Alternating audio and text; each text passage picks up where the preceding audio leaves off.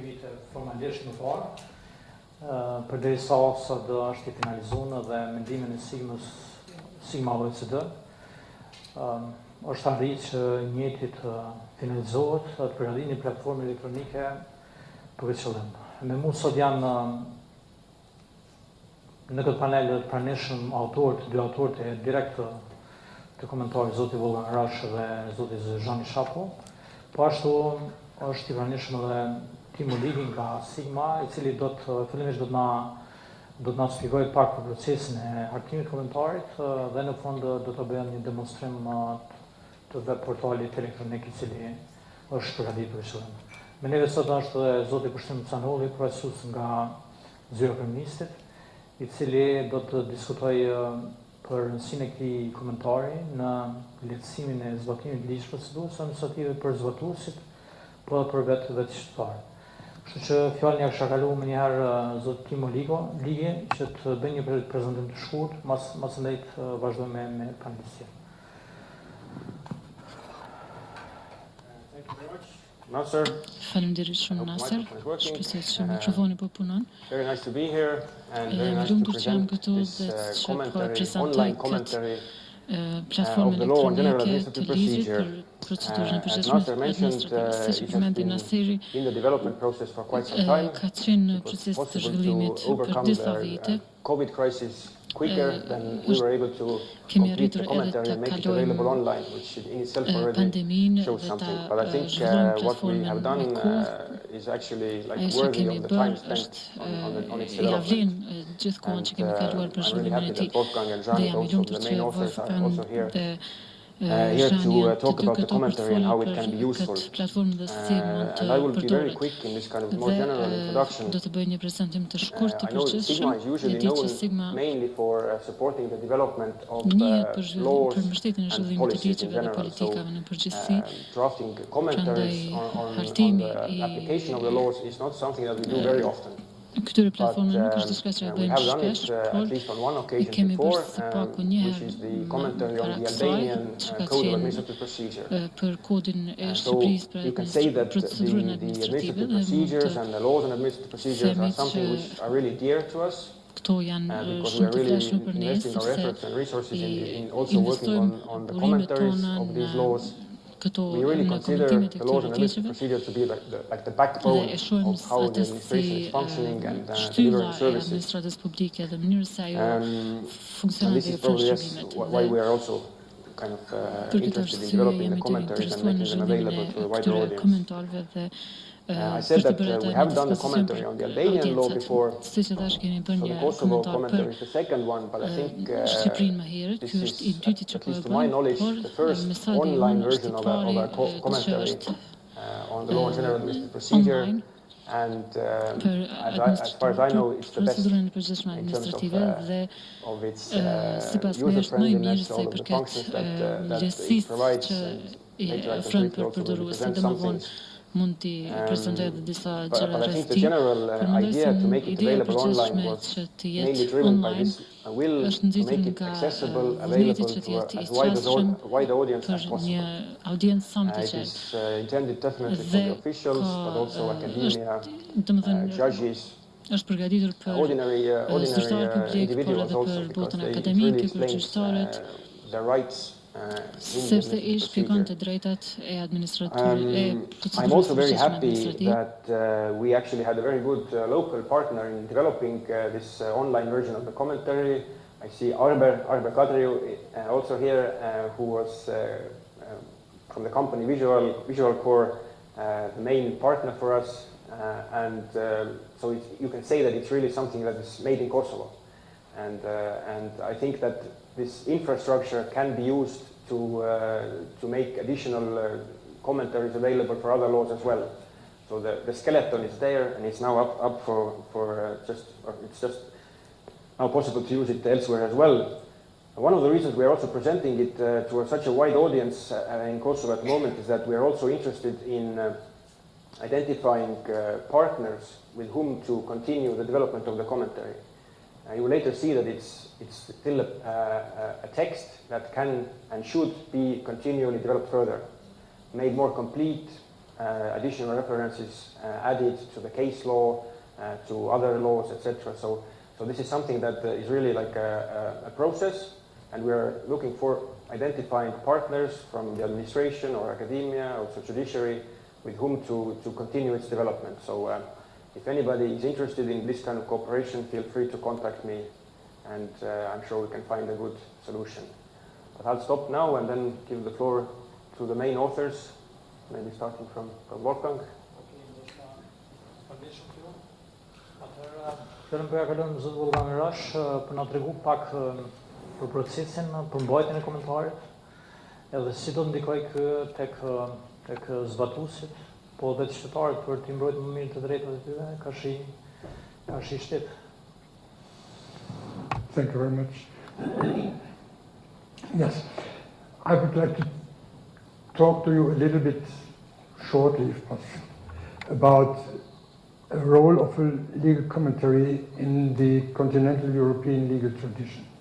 Because in my country, for example, in Germany, but also in all the countries that where the legal system is based on codified law, on legal text, and not on court decisions. This is the way how the common law system is running. In all these continental European systems, a commentary to the legal text belongs to the everyday tool which is standing on the desk of any judge, any civil servant, etc. Because there is a good reason that the legal text as such, of course, this is the basis for the decision, but it needs to be explained and interpreted in order to implement it to the practical cases. That's why I would like to answer 3 short questions to you. The first question, why is such a supportive tool necessary in our legal systems? Then how such a tool, a commentary, works, and who works with it. Let's start with the last question. Who is using a legal commentary?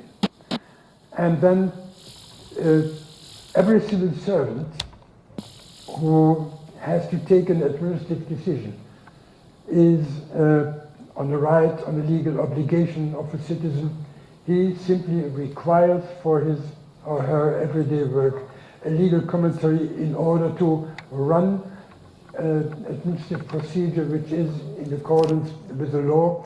And we know the purpose of an administrative procedure law is, on the one hand, to protect individual rights of the party, of the citizen who is involved, and on the other hand, it is in the interest, in the public interest, to have an effective and efficient administrative procedure. Judges, of course, that's the next step when an administrative decision is taken. The judge who has to resolve a conflict between the administrative authority and a citizen is the other main user of such a commentary. Of course, advocates to provide legal advice to their clients. Individual citizen also, who wants to know how to lodge an administrative appeal, for example. He has to look into a commentary to find the deadlines and the forms and the way how to lodge such an appeal against an administrative decision that he or she is not satisfied with. And of course, it's the everyday tool he or she refers to when a law professor is giving lectures on procedural or on legal matters in general. But not only that he uses it for his own preparation, but it is also for him or her a tool to participate in the public discourse, because commentaries are also a place where, for example, academia and on the one hand and on the other the judiciary debate on legal issues and exchange opinions, but also statements of courts. And last but not least, we should not forget the law student, because for them this is the place where they familiarize with the methodology of law, with the principles, and how to understand legal texts. And that brings me to the second question, why a commentary is needed. The legal texts are of a certain particularity, because the language of laws differs significantly from everyday spoken law, everyday spoken language. And this is not only because it is a specific professional language, because this we have in every profession. We have the medical doctors who use a special language, we have the engineers, economists, etc. But there's again another particularity, that the law is actually the only tool and the legal text that is used for taking the decision. It's like the laboratory of a scientist. We have just the words, and we have to understand and to apply these words.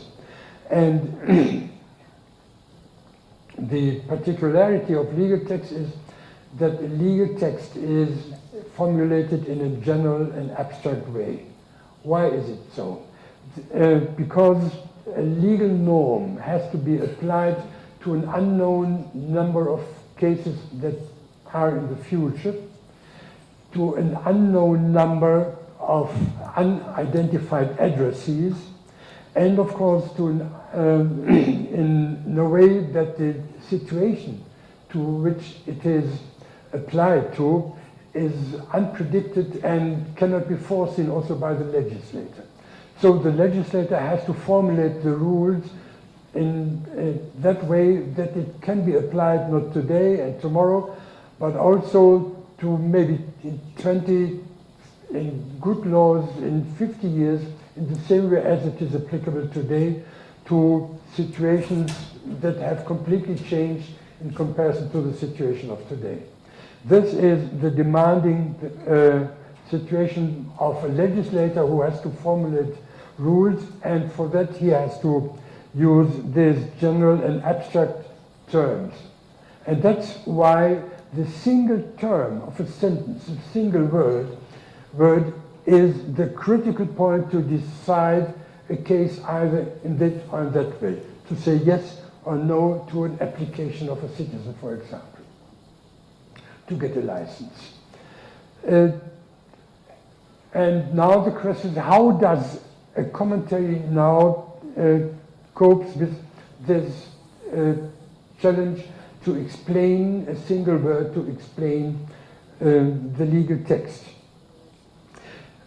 And that gives us also directly a picture of the structure of a commentary. A commentary addresses every single article of a piece of legislation, and within article every single paragraph, and within paragraph not only every single sentence but every single word.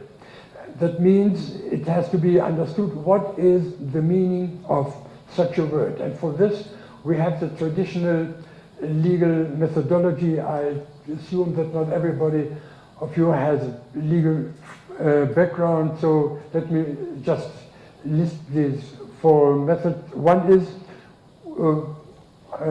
what we call a grammatical or a linguistic interpretation.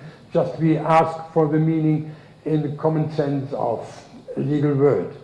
But in addition, very often we need also 2 or 3 more methods. The next one is a systematic interpretation, because even if you use the word maybe action, this word has a different meaning in context to other rules or to the meaning of other sentences around this word where it is used, or how it is used in other articles or in other pieces of legislation. So sometimes the meaning of a single word like action is different in criminal law from the meaning in administrative law. A third method is the so-called teleological interpretation. That means we ask, what is the purpose of this rule?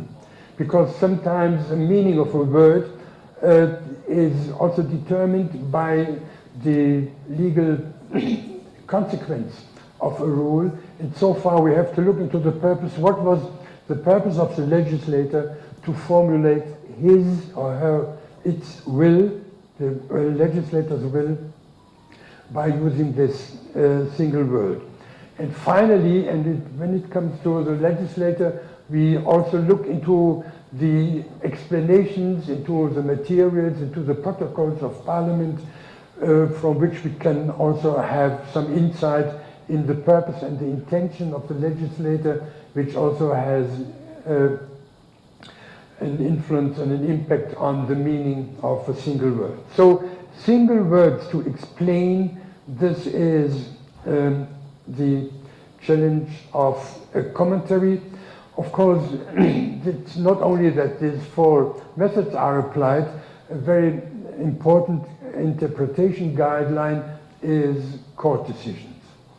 Unfortunately, we don't have it yet included into our commentary because, as Timo said, it should be a living document. That means from now on, when there are relevant court decisions, they should be mentioned in the legal text with a reference to the source, so that we can use a court decision as a guideline. It is different from the meaning of a court decision in common law system, where we have this precedent, and with this system, court decisions have a binding character, and this is what we have with the same function with the legal text. So the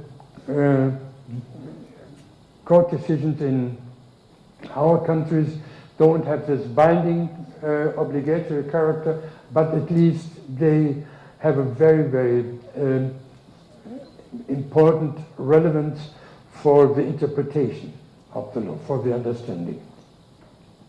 And finally, of course, the legal opinions of academia and administrative practice will be reflected, should be reflected in these commentaries as published in monographs, in textbooks and journals, and you will find some references mainly from international sources, in Italy, from EU law, also in the commentary already, and we really hope that the academia will also contribute to this by publications in Kosovo law journals, so that we can refer to them also for the commentary. So in conclusion, it could be said, at least until today, the institution of the legal commentary is a medium for the functioning of a state where the rule of law is maintained. It is indeed of fundamental importance, whereby, of course, the digital form we have now prepared shall take its place alongside the traditional form of printed books, and we really hope that this will contribute to further dissemination and easier accessibility. To my knowledge, it is the first open access, full text legal publication of a commentary in Europe. So you are here the avant-garde in this respect, and it's something you should be and could be proud of, because this is not at all only the work of the authors. We were 3 co-authors, and we had to coordinate our work to discuss the concept and then go into details under Corona circumstances. That means we used a lot of Zoom conferences to do that, what actually would have been done in physical meetings. But in the end, and that was the major reason why it took 3 years and not maybe half of that time. But at least half of the time would have been the necessary time anyway. Yes, at this time, let me just stop and wait for further questions from your side. I would like to go into more details of showing and explaining how in practice this commentary could be used, but in this moment I think it should be enough to invite you to further questions. Thank you very much. Faleminderit shumë Wolfgang. Atëherë kalojmë fjalën te Zhani, ndoshta për të vazhduar me përmbajtjen e komentarit, po në kontekst të rastit Shqipërisë, me qenë se Shqipëria ka një komentar para disa vite, 2 vite më zgjavueshëm, edhe të na tregoj pak për nga perspektiva se si po aplikohet atje dhe fjala është juaja. Faleminderit Naser. Do i lutesh zotërisë të hapi një nen çfarë donë një 44. Grana majt në pjesën e jeshile. Dy fjalë do doja thoja unë për mënyrën si duhet t'i përqasemi leximit të komentarit, duke shpjeguar pak strukturën e këtij komentari. Me një pasi Timo të hapi, po është shumë e rëndësishme që të ndajmë dy mendime për si t'i përqasemi leximit të komentarit. Pse e them këtë? Se ai që keni përpara, me thënë drejtën, nuk është libër, nuk është roman, nuk është një gjë që e hap dhe fillon ta lexosh dhe t'jep kënaqësi. Është një gjë shumë e mërzitshme, e bërë nga juristët për juristët. Sigurisht duke pas parasysh edhe lexuesit terciar që janë njerëz të thjeshtë. Kështu që ka shumë rëndësi si do t'i përqasemi leximit të komentarit. Nga përvoja e krijuar deri tani me leximin e tij, po përpara se të them dy fjalë për strukturën shumë shkurt pa ju mërzitur, do të them një histori që duket për të qeshur, domethënë si ka lidh mua ideja e komentarit, mua si Jean personalisht.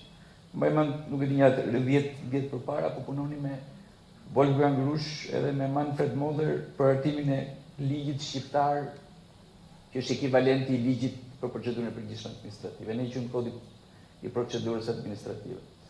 Unë po bëja draftin e parë teorikisht dhe kishim një ekip me ekspert, Wolfgangu, Manfredi dhe të tjerë, të cilët bënin komente mbi tekstin tim të parë.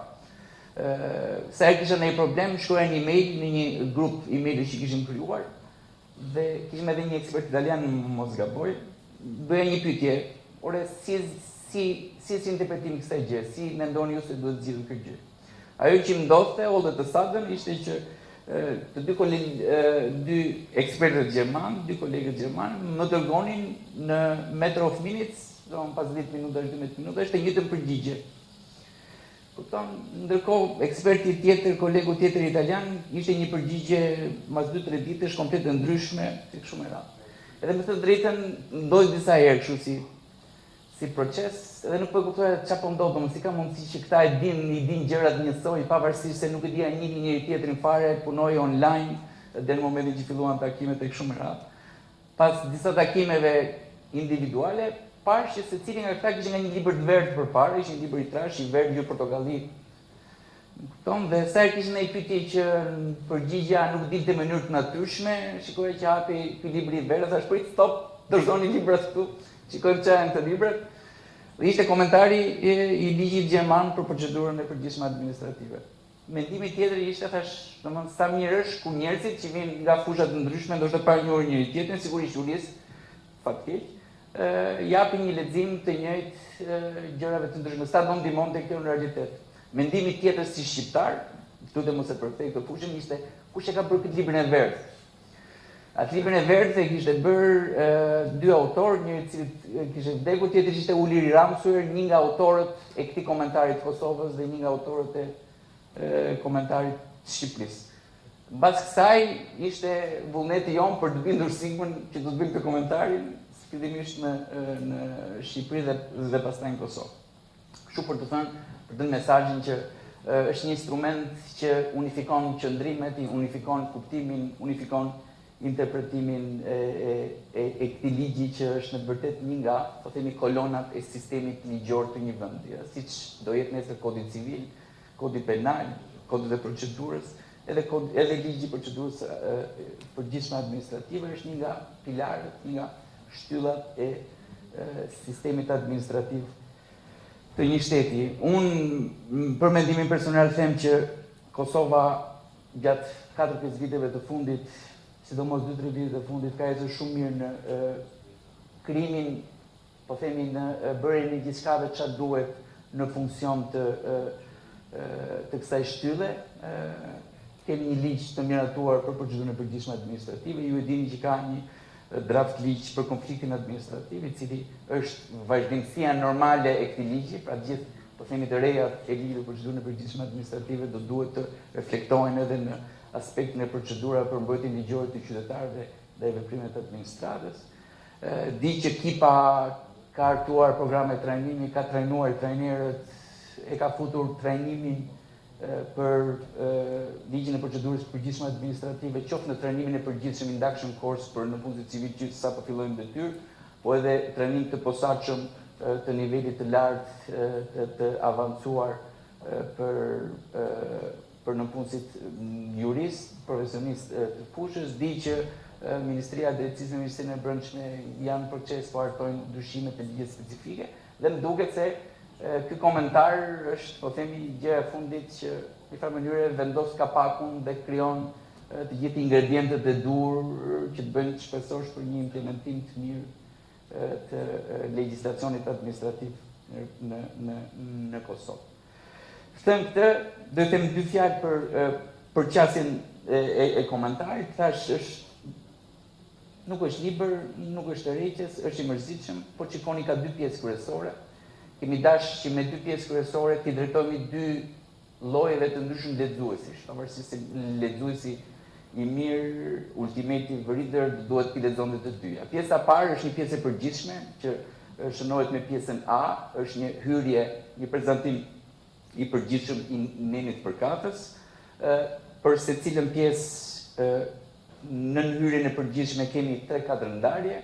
Fillohet me një që ne quajmë përmbajtja dhe qëllimi i nenit përkatës, ku shpjegohet me pak fjalë me 1-2 paragraf për lexuesin dembel si puna ime që cila është përmbajtja rregullatore e këtij neni, aq sa duhet për të kuptuar çfarë rregullon ky nen pa hyrë në detajet e rregullimit. Kemi një pjesë të dytë romake, me dysh romak që lidh nenin me Kushtetutën e Republikës Kosovës apo me legjislacionin europian, qofse për këtë fushë e cila rregullohet nga neni ka legjislacion të tillë, madje në proces është po bëhet edhe me hiperlinke që do thotë në momentin që përmendet kushtetuta apo të klikosh, të shkojmë në nenin përkatës apo në dokumentin tjetër të BE-s. Ka një pjesë të tretë që lidhet me ligjin paraardhës për procedurën e përgjithshme administrative, kur themi që si ishte ky rregullim në ligjin e mëparshëm, sepse gjatë kohës, gjatë viteve që nga miratimi i ligjit të mëparshëm mund të jetë prodhuar doktrinë dhe duam që këtë doktrinë ta lëmë akoma të shfrytzueshme, kështu që në këtë paragraf japim lidhjen me ligjin e vjetër, se janë shkruar, kemi edhe një komentar të profesor Stavilecit dhe po themi manuale të ndryshme duke bërë këtë lidhje, këtë mund të hedhur, të shkruar, e bëjmë të përdorshëm, mbetet akoma i përdorshëm sigurisht me udhëzimet përkatëse duke identifikuar ndryshimet që sjell teksti i ri në krahasim me tekstin e vjetër. Kemi një pjesë që vazhdon, një paragraf të shkurtër që është në fushën e veprimit të nenit përkatës dhe së fundi kemi ato që quhen pasojat juridike të nenit. Me kaq mbaron pjesa e parë, pjesa e përgjithshme për lexuesin dembel të shpejtë që do të kuptoj pak a shumë për çfarë flet neni. Pastaj ndjes kemi pjesën specifike që është shpjegimi i nenit në detaj. Ju dini që një nen ka paragrafe nën paragrafe. Ne në këtë pjesë të shpjegimit në detaj marrim secilin paragraf në një farë mënyrë e zbërthejmë. Domethënë çdo term, çdo koncept veçma apo së bashku i japim interpretimin e dur. Dhe po shikojmë mënyrën si kemi bërë këtë, e kemi bërë për çdo paragraf apo për çdo nën paragraf, e kemi bërë në një mënyrë duke nisur nga ato që quhen parakushtet ligjore te pasoja juridike. Duke identifikuar, duke dhënë pasojën juridike. Sigurisht në thelb ky tekst është doktrinë, pra përmban, po themi, mendimet e autorit, si të lexohet, si të kuptohet, si interpretohet ai paragraf apo ai nën paragraf përkatës. Mënyra e shkruar me kërkesa ligjore dhe me pasojë juridike është një mënyrë të menduarit. Dhe na ka munduar shumë sepse kemi dashur që duke bërë këtë, po themi, përqasje metodologjike, t'i lejojmë të gjithëve të kenë edhe mendimin e tyre po të duan, sigurisht në mënyrë të strukturuar në përmjet identifikimit të hipotezës dhe të pasojës ligjore. Dhe kjo ka përshtypjen në është vlera e shtuar sepse është një komentar që pavarësisht se dëshira e gjithëve është të unifikojmë qëndrimet, interpretimin, leximin. Ju e dini shprehjen kur ka jurist ka nga 10 mendime. Këtë mënyrë ne japim në një farë mënyrë e shtys mënyrës së menduarit profesionale duke lënë të hapur konkluzionin, pavarësisht se ne japim konkluzionin ton apo mendimin ton për çështje përkatëse. Nuk ka qenë kaq e thjeshtë në gjatë procesit të artimit, për shumë në paragrafe ka pasur interpretime të ndryshme, kemi bërë mediation, arbitration, gjithë instrumentat që mos ka vënë për flokësh, por së fundi kemi këtë tekst të komentarit. Më thash është një tekst i mirë, do flasi Timo pak më vonë për mënyrën se si ne do përpiqemi ta mbajmë të gjallë këtë komentar, duke bërë një dokument të gjallë. Kështu që unë kaq kisha, nëse kemi një pyetje, lutem ndihmë të lirë. Faleminderit shumë Zhani. Po kthehemi te kushtrimi, meqenëse se kornizë strategjike veç është e kompletuar, programi për zhvillimin barës administrative gjithashtu është i aprovuar. Si do të ndikoj kë komentar, si do të shfrytëzohet nga ana në pozitiv civil komentari, si do të promovohet nga vetë zyra kryeministit në këtë rast? Faleminderit nëse për ftesën në konferencë dhe grepses për organizimin e mirë të kësaj konference, si shtanë edhe parafolësit Xhani dhe profesori këtë rast për komentarin dhe shpjeguan të gjitha aspektet e nevojshme edhe kujt i nevojitet ose çfarë do të mbështet komentarin në kuptim të edhe akademisë edhe praktikës juridike, por edhe ato se si duhet të lexohet komentari. Por në këtë rast ne si planifikues të politikave të qeverisë tentojmë që këtë komentar ta kthejmë në një mjet i cili do të ndikojë në interpretimin po edhe në zbatimin e vetë normës të ligjit në punën e përditshme që bëjnë shërbësit civil. Kjo normal kërkon një nxitje nga ana e qeverisë dhe kjo nxitje duhet të bëhet në mënyra të ndryshme, fillimisht edhe në bazë të trajnimeve ose përdorimet në trajnimet që bëjmë për këtë ligj dhe për aspekte të tjera që lidhen me ligjin për cilën është bërë komentari, po ashtu edhe përmes fushatave disuese, nëse mund të quajmë ashtu, të zyrtarëve publik të cilët duhet ta zbatojnë dhe këtë zbatim pastaj ta reflektojnë në këtë rast dhe në dokumente që ata lëshojnë apo shërbime që ata japin për qytetar, për biznese, për vetë administratën në komunikimin ndërinstitucional. Një aspekt tjetër që duhet ta kemi parasysh edhe vetë qytetari apo përdoruesi i shërbime apo marrësi i shërbimeve të administratës publike, i cili përmes jo vetëm ligjit, po edhe komentarit duhet të mësojë si ta kërkojë të drejtën e vet, të cilën ja jep ky ligj.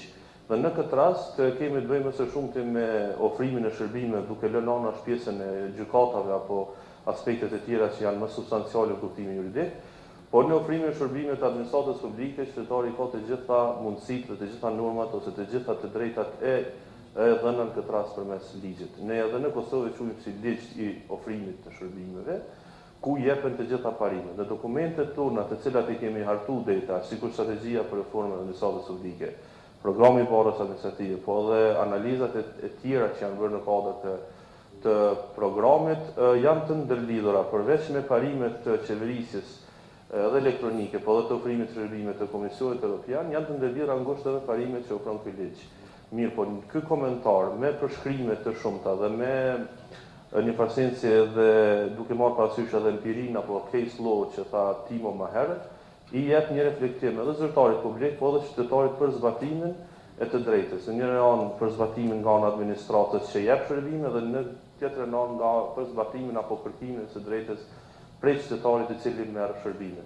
Ne jemi tash në procese të ndryshme që është dizajnimi shërbime në kuptimin digital, po ashtu edhe harmonizimin e ligjeve të veçanta me ligjin e procedurës përgjithshme administrative, të cilat bën vetëm për një aspekt, sepse këto ligje thojnë diçka të kundërt me ligjin e përgjithshëm.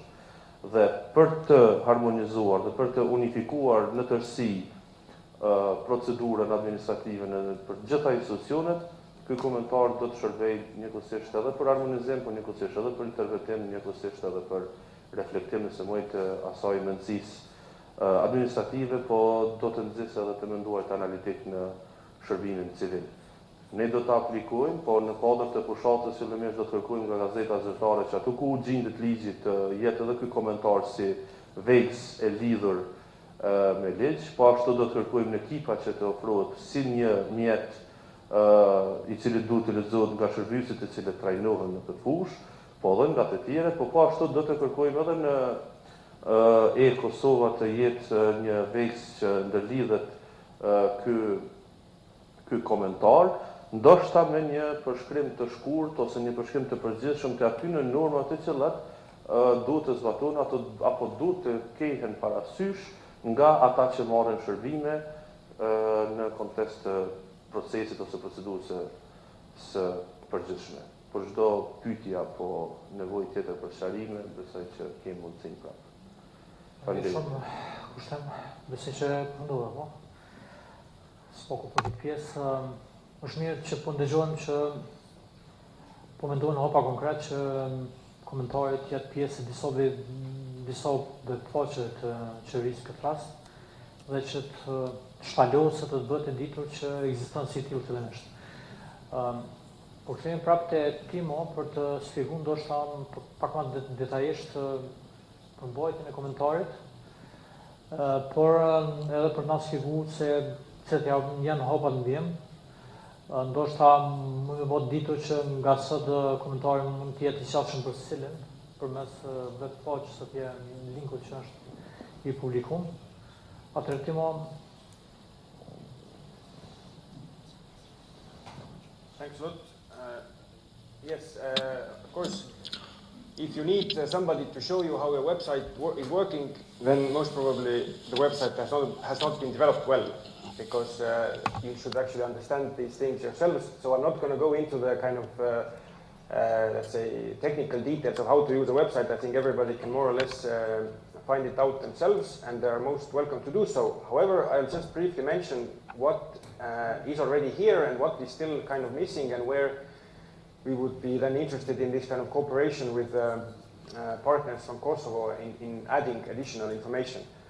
So we have, yes, the content is there. We have made it more accessible also by adding different kinds of links to legal framework that we have referred to in the content which is relevant. Also we have these kind of internal links to other articles of the law which hopefully make the use of this commentary as easy as possible.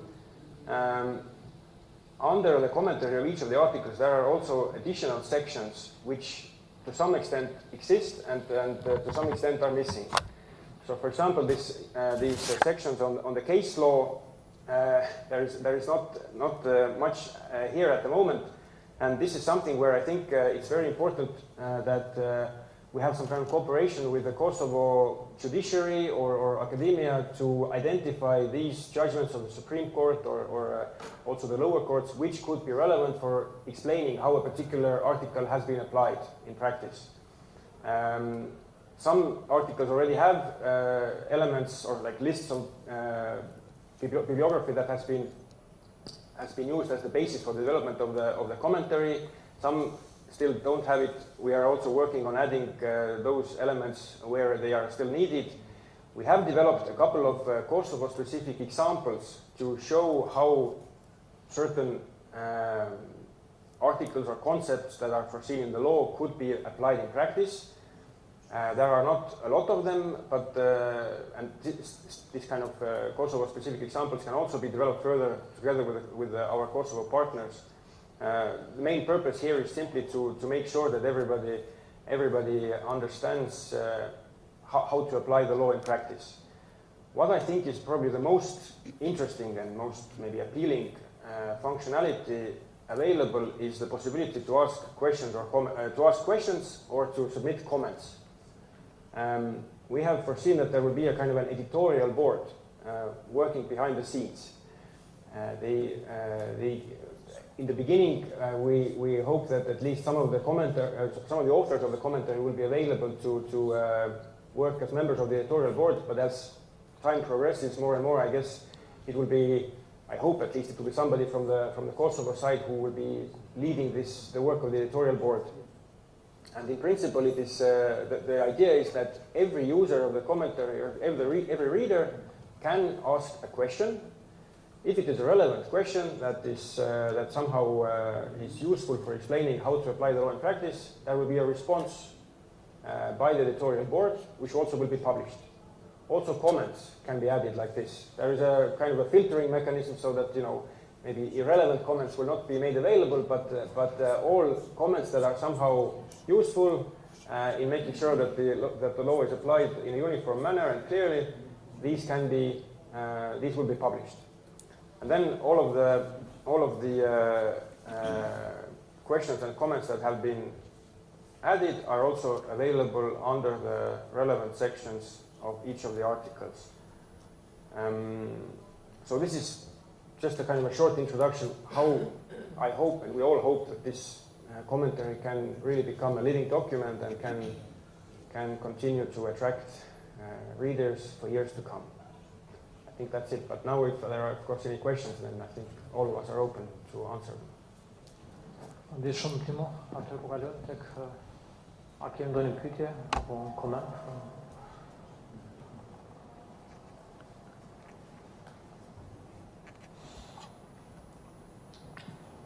Po, Mikaela?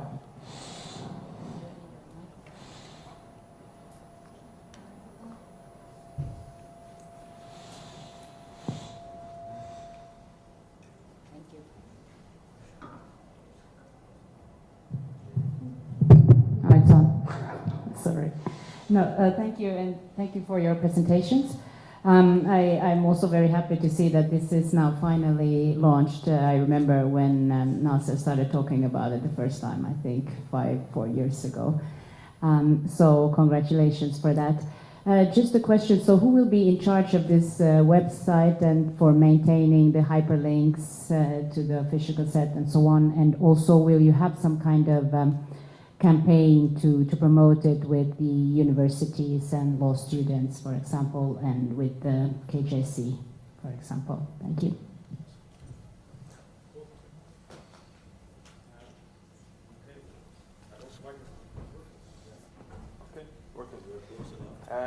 Yes, well, in terms of the campaigns, what we plan to do is to raise awareness about the existence of this website through KIPA, also the Justice Academy, to use their calendar of trainings and to, if possible, to be present in some of the trainings to present it ourselves, or then to use somebody from KIPA to actually spread the word, or from the Justice Academy as well. In terms of keeping it up to date, it's still going to be like this editorial board is going to be the main let's say, body responsible. But in that sense, in order to make it really sustainable, we would hope that there is also some interest from the side of from the Kosovo administration, for example, or I don't know, civil society even, to kind of maintain this website. In a way, we have provided the infrastructure. Now we expect this to be used by the Kosovo society as much as possible, and then also to keep it up to date. Shumë, a kemi ndonjë pyetje, ndonjë koment tjetër? Nga paneli, ndonjë shënim të fundit? Ju falem.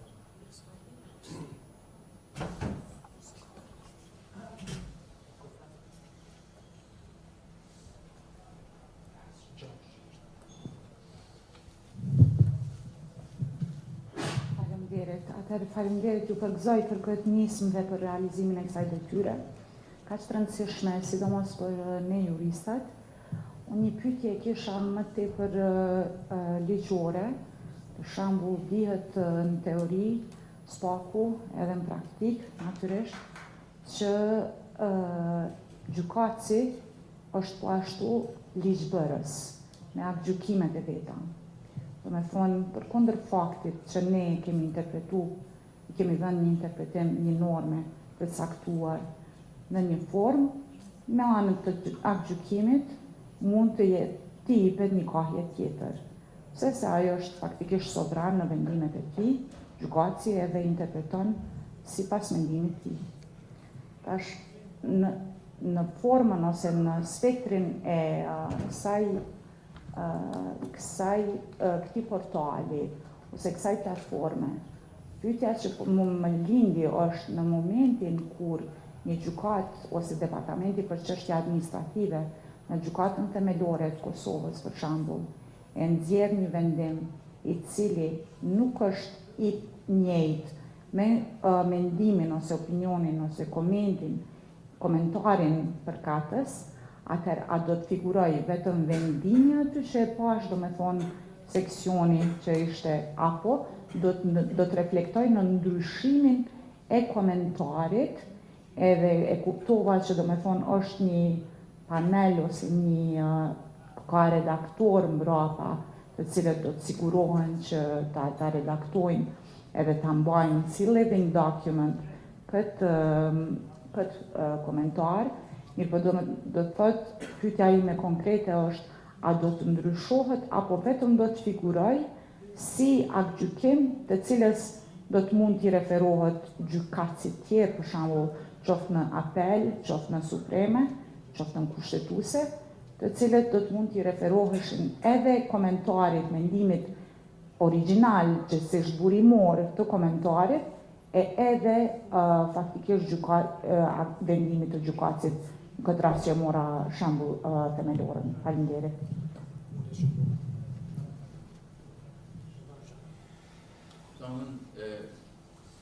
Shumë me vënd pyetja në fakt, edhe kjo ka qenë një nga gjërat që ne na dash ta diskutojmë shumë në pikpamjen edhe profesionale, edhe logjike, po edhe për të siguruar vazhdimësim edhe përdorimin e mëtejshëm të komentarit. Sigurisht, çfarë është shkruar atje na bën me nder ose me trup ne që kemi shkruar. Thjesht në pikpamjen po themi mendimit profesional është një copë doktrinale ku autorët shprehin mendimin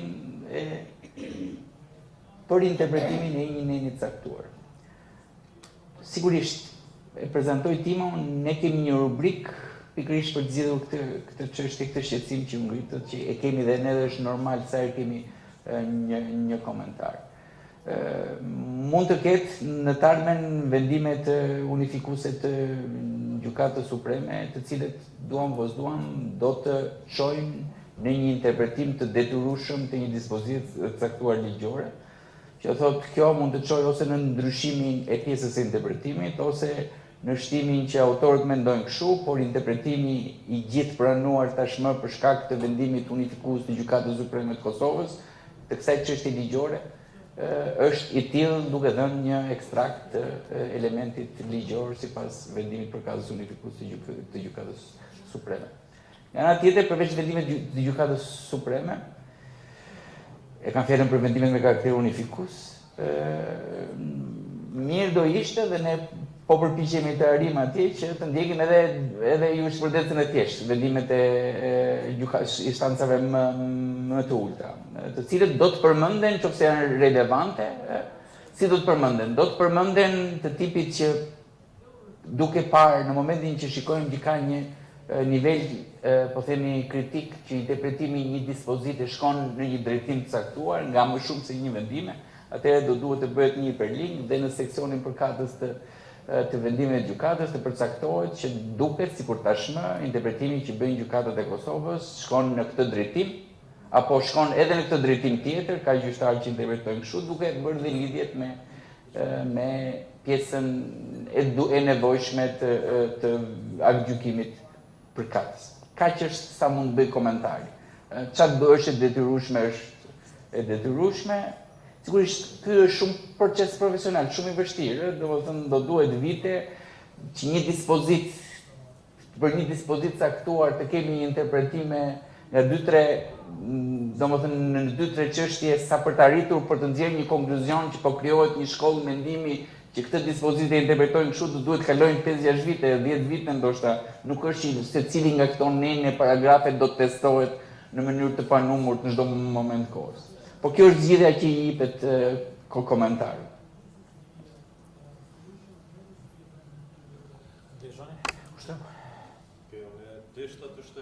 Aspekt për pyetjen e Mikaelës, faktikisht për pjesën e fushatës se si do të nxitet një farsenci leximi dhe zbatimi apo përdorimi i komentarit edhe me mbajtjen e ndoshta vetë idesë komentarit. Sa i përket mbajtjes teknike, besoj vetëm është menduar që nga ana e kryesve të saj. Mirë po sa i përket fushatës duhet të theksojmë një aspekt. Në kuadër të planifikimit tonë që kemi për jo vetëm barë administrative, por edhe për vetë procesin e reformës së administratës publike, por edhe tashti në disa pjesë të planifikimit për qeverisje digitale që është në rrugës sipër, kemi një objektiv apo planet të veçanta të promovimit ose planet të veçanta të fushatave vëdësuese. Dhe në këtë rast, në këto fushata, në të gjitha prej tyre, do të përmend dhe do të prezantohet edhe komentari. E përmendi edhe Tima dhe të tjerët, në kuadër të këtyre fushatave, sidomos për procesin e ofrimit dhe shërbimeve dhe sa ka të bëjë edhe me planifikimin të legjislacionit ose dizajnimit të legjislacionit e orientuar ka ofrimi shërbimeve apo nga përdoruesit, kemi takime edhe me studentë të fakultetit juridik, politik dhe ekonomik. Për shkaqe të ndryshme, kënë zgjedhur këto tri drejtime. Në këtë rast, edhe në për këto takime, do të bëhet e ditur se çfarë përmban ky komentar dhe si mund të përdoret, edhe në kuptim të aspektit profesional, po edhe në kuptim të ofrimit shërbimeve që mund të bëjë administrata publike.